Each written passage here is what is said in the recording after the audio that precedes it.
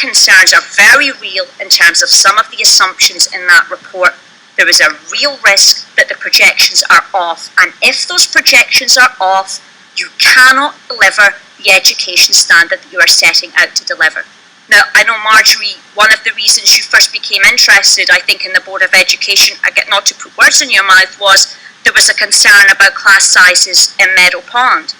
If these numbers are wrong, then that is going to be a pressing issue in Meadow Pond, and you will have a closed school in a tax cap environment, and you will have nowhere to put these children. You will be out of options. So those numbers matter too. Saying that education is our focus does not mean that we can put the numbers to one side. The numbers matter. So that's my first point. Secondly, I wanted to get a bit more understanding about the reasons that members of the board were saying that they felt that this move would improve the education standards in our schools. And, you know, again, I asked myself the question, why are we doing this? Because from where I'm standing, our elementary schools, and LES in particular, looks like it's doing pretty well. So I don't see the overwhelming educational emergency that we're trying to solve.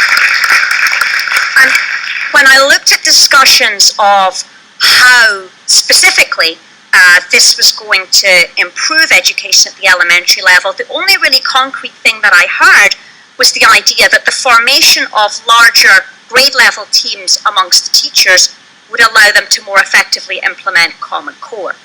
Now, again, without meaning to be facetious, I enjoyed an extremely detailed presentation about all the technological advances in our district, including wonderful video conferencing technology that we're beginning to employ, and I'm wondering if, therefore, there is a substantially less disruptive method of allowing larger groups of teachers to communicate together.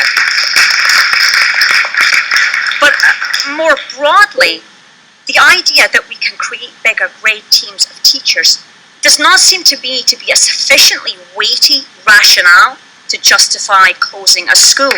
It is at best a silver lining from a school closure. And I know that Dr. Kreutzer is very fond of telling us that hope is not a strategy, but I would say every cloud has a silver lining is not a strategy for our district either.